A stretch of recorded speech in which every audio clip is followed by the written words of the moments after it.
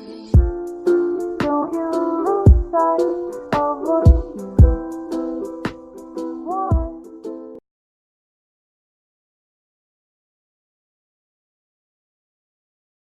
Greetings fellow captains as we dive straight into the action, and welcome back to another episode of Warships with the Hivehound. And today I'm going to slightly different video because basically I sent both these replays. They were both amazing and they were both in the Z-23, so we're going to have a double feature, but instead of me waffling on for a whole half an hour or 30 minutes, what we're going to actually do is we're going to sort of, when the gameplay sort of slows down and they're just sailing around trying to find their next victims, which there will be a lot of, we are going to speed the videos up. Now, do remember, just to warn you, you might feel a little bit dizzy. He does look around the map really quickly and really frequently, keeping an eye on his surroundings, what's going on, as well as using the mini-map. Just like that. And with it being sped up as well, that doesn't help as he backs up into the cap now that the Mogami threat has been handled, and caps the flag. So we'll just have a quick chat about the Z-23. The Z-23 did exist. It was a Type 1936A destroyer, slightly larger than the 1936 class, so it had slightly heavier armaments and it was a slightly larger destroyer as he gets his torpedoes away against this Vanguard. And the Vanguard, full on potatoing, being a normie and sailing in a straight line, is going to eat a bunch of them. That's 4 torpedo hits as he backs up to get the next set away. So, a little bit about the destroyer itself. It has a displacement of 2,645 tons and 3,663 tons. We always look at destroyers as the small ships in the game, but it sort of adds perspective when you think the smallest ship in the game weighs over 3,500 tons. You think your family car, your small car's about a ton, your standard sort of family car is 1.5, maybe 2 tons. If you're in America, as he picks up his second kill and is already on 91,000 damage within the first 5.5 minutes of the game. So yeah, 127 meters in length. With a beam, so a width of 12 meters. So these ships really are colossal. Even the destroyers, the smallest ships, are massive, and it really does. When you actually look at the stats, when you look at it on the screen, I always imagined, like it's like a little tugboat in comparison, but just sort of puts everything into perspective. Originally the Z-23 had its original 15cm guns were in single turrets, but they were later replaced with dual turrets, the LC-38 twin guns, early in 1942, doing a refit, just 2 years after she went into service. As you see, he correctly predicted that Scharnhorst was going to go forward. Maybe not quite enough, but still, you've got to be happy with that result. He's obviously burnt his repair kit from the flooding, so Duramo is trying to get a fire, because he knows if he does get a fire, that's going to continue to burn. And this is at regular speed, and you see how he spins around the map. It's a little disorientating, and but obviously it's an effective tactic and he's working really well. He lines up his first shot of torpedoes on the Jean Bart, and notice how he fires the second set differently. He's predicting, it's like, well, if he continues in the way he's going, the first set are going to hit. If he changes his mind, stops reversing or pulls forward again, then hopefully the second set will catch him out. But there's quite a few targets there. It's a target-rich environment, so I'm sure he's going to score a couple of hits. So the Z-23 was the actual Z-23 was laid down on the 23rd of April in 1938 as a unsuspected Leon sails straight into his torpedoes, and was commissioned on the 15th of September 1940. After her sort of working up, she began escorting ships between the Baltic and southern Norway between March and June in 1941. Notably, she escorted the battleship Bismarck and the heavy cruiser Admiral Hipper and Admiral Shearer. On the 12th and 13th of June, she was one of the escorts for the heavy cruiser Lutzow. As the latter ship attempted to break into the Atlantic, several Bristol Beaufort aircraft spotted Lutzow and her escorts off the Norwegian coast, and one managed to surprise them and torpedo the cruiser early in the morning of the 13th of June, forcing her to return to Germany for repairs. So the Z-23 was then transferred to Brest in France. Yes, Brest, it's a place in France. Giggity. And that was on the 16th of June, as he scores even more torpedo hits as we accelerate away now as the game develops.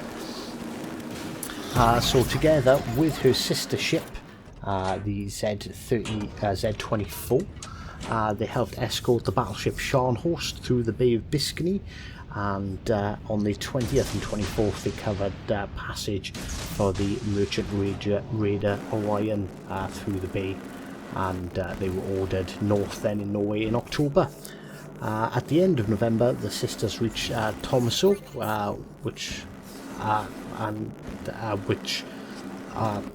along with her other sisters, then the Z-25, Z-27 sortied into the Barents Sea on the 16th of December in search for Allied ships off the coast of the Kola Peninsula.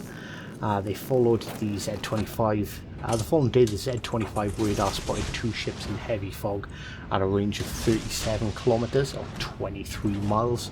The German thought they were Soviet destroyers, but they were actually two British minesweepers, Hazard and Speedy, sailing to rendezvous with a convoy QP6. The Germans intercepted them, but the heavy fog and icing precluded accurate gunfire. The British ships were able to escape despite 4 hits on the Speedy and the heavy aperture of their ammunition. On the 13th of January 1942, Z-25 escorted Z-23 and 24 as they laid a minefield in the western channel of the White Sea. A week later, Z-23 accidentally rammed Z-24 in heavy fog, forcing the Z-24 to return to Trottenheim for repairs and a lengthy refit that lasted until August of that year. Long story short, this continued right up until the Italian blockade runner through Porto Osterio through the Bay of Biscay, despite having been torpedoed by an American submarine and being under heavy attack from Bristol Beaufighter bombers and Beaufort torpedo bombers. The German destroyers shot down 5 of the aircraft, and they attempted to make another break on the 9th of April. The ships were spotted by a short Sunderland flying boat. Reversing course, they were attacked by Vicar Wellington bombers and Handley Page Hampden torpedo bombers. 5 of the attacking planes were shot down, but the Z-23 suffered 5 dead sailors and 31 wounded. The flotilla escorted submarines through the bay for the rest of the summer, and on the 24th and 26th of December, the ships escorted a blockade for MV Osno through the Bay of Biscay.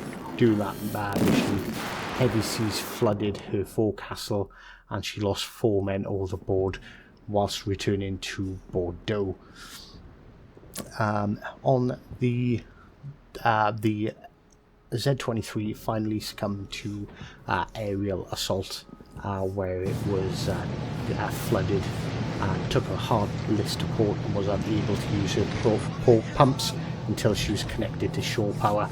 The Z-23 was also deemed a constructive loss, and she was decommissioned on the 20th of August. Her equipment destroyed. All of her equipment was destroyed, so they could not be salvaged, and the French Navy refloated the ship in 1945 and towed the ship to Tunesburg, and 2 years later to use her for spares. She was condemned on the 7th of October 1951 and then subsequently scrapped. So, a bit busy, and as you can see, we've switched over to Black Priest. Now, I'm really hoping he lets us know here, because I think that was an interesting tactic. He obviously spotted the cargo, fired his torpedoes, and then, I'm guessing, just before the torpedoes were going to come into range, he opened up his guns. So was that to distract the cargo to the fact that there was a destroyer, and the destroyer had already launched torpedoes on him? If it is, that's great. And that's really interesting, and possibly a good tactic for people to employ. Fire up your guns, they look, oh look, there's another destroyer, and they're instantly distracted, and then as your torpedoes get in a range, they're given less of an opportunity to evade you. So he's got some torpedoes out in the Margi. I've watched this replay already, staying up, they're not going to hit, so we're going to skip ahead and watch him engage the Tirpitz. But obviously, as you can see, the channel's been growing, it's been getting a lot more popular. It's brilliant seeing these replays. Originally I started off with just my gameplay, which I don't think I'm that bad. I thought I was doing fairly decent, as he fires one salvo at the Tirpitz and lines the second salvo up on the Amagi. And we get a lot of destroyer replays, we get a lot of battleship replays, but the cruisers, I haven't had a cruiser replay. I've had a few sent, and you get a couple of good games in cruisers, but nothing to the extent of the damage that we see from the destroyers and the battleships. So that leaves me sort of thinking about a question. What role do cruisers actually play? I'd love to see someone send me through a gameplay of a cruiser carrying a match. I've been trying to play cruisers a lot more myself recently and struggling to... I do well, I don't do badly, I'll get 70, 80, 100, maybe even 120,000 damage on a fairly regular basis, but I'm not seeing anywhere near the damage numbers that you can with a destroyer or a battleship. Now, I played a little bit on PC, and on PC the cruisers have a very specific role, besides supporting your friendly ships. So, having you playing out at the right time, using your hydro when destroyers are close, protecting your battleships from those torpedoes by giving them the advance notice that there's a destroyer in the area, or spotting them when they're playing, or spotting their torpedoes with your hydro. And on PC they also have the issue of aircrafts. There's a lot of aircrafts as he hits the Tirpitz. He's watching the Tirpitz fly. He's got his HE loaded. I'm assuming the plan here is if that Tirpitz doesn't die from the flooding, he's going to try and set him on fire. But yeah, so it'd be a lot of the time would be spent defending your battleships from aircraft. So that's why the cruisers generally have some pretty good AA available, as this Hipper is pulling in behind this island, tucking himself in, trying to not get shot at, and unaware that Black Priest is sneaking up behind him, ready to launch a couple of salvos of torpedoes and catch him unaware. Maschinenboost deaktiviert. So yeah, so that gets me thinking, like, with the current meta of the game and without the aircraft carriers, what's the purpose of cruisers? It's an awful thing, because I love cruisers. I started playing them off, and up to tier 5, the cruisers are really good. I really enjoy playing them. Post tier 5, don't get me wrong, the cruisers are good, they're fun to play, but you just don't have that option to carry a game like you can in a destroyer or in a battleship. So yeah, I figured I'd put it out there and see if we can spark a bit of a conversation. And as Black Priest picks up kill number 4 and 109,000 damage, as he looks to make a victim of the Charles Martel and the Yamato, although the enemy still does have a destroyer sneaking around somewhere. So we'll proceed to see how this continues. So as you can see, like I said, both of them sent to me within sort of half an hour of each other. Absolutely amazing gameplays, massive damage. We had Bun last week with 280, what was it, 287,000 damage, 289,000 damage, a hell of a lot of damage. So yeah, it really has made me question, like, what's the role of a cruiser? Are cruisers, is it worth grinding out the cruisers when a battleship, a really good battleship captain, a Kraken unleashed there for Black Priest, by the way, or a really good destroyer captain can, they can have a massive impact on the game. Is it just me? Do I just suck in cruisers? That could also be true. So if you have had a good game in your cruisers, and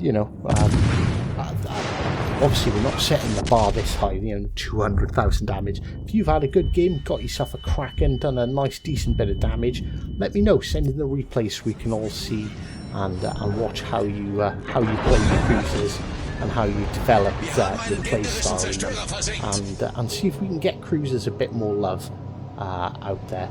And this I noticed, Black Priest, I've watched quite a few of his replays now, we've featured a few here ourselves.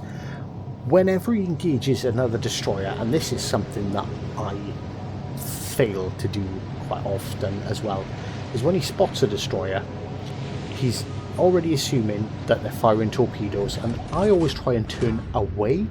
He always turns in, and that makes sense. That makes perfect sense, actually, because you're turning in, you're shortening the distance between you and the torps, so that could make a significant difference. So yeah, that's something to take note of. So turning in to torpedoes from other destroyers, don't turn away, turn in towards them, and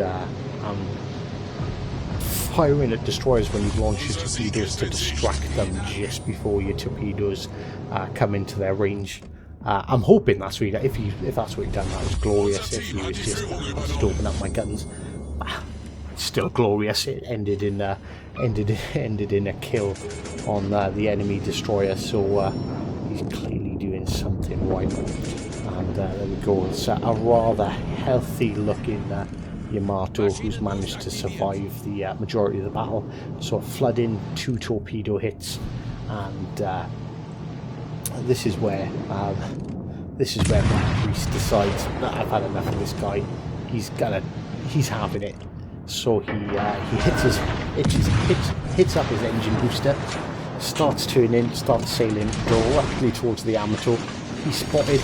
The Yamato is clearly distracted by the other destroyer, another battleship. As you can see, he doesn't even turn his guns. He doesn't even give Black Priest a second thought, as his secondaries do set a fire. I think it's about this time the Yamato realizes, wait, now, this Z-23 is extremely close to me. Fires off his guns and kills Black Priest. But those torpedoes from that range, they were never going to miss. Kill number 7. So again, that's every single player on the enemy team that was killed there by Black Priest, as it's a 7v7 for the Yamato. gameplays. So congratulations, well done. I hope you guys enjoyed, and until next time, take care.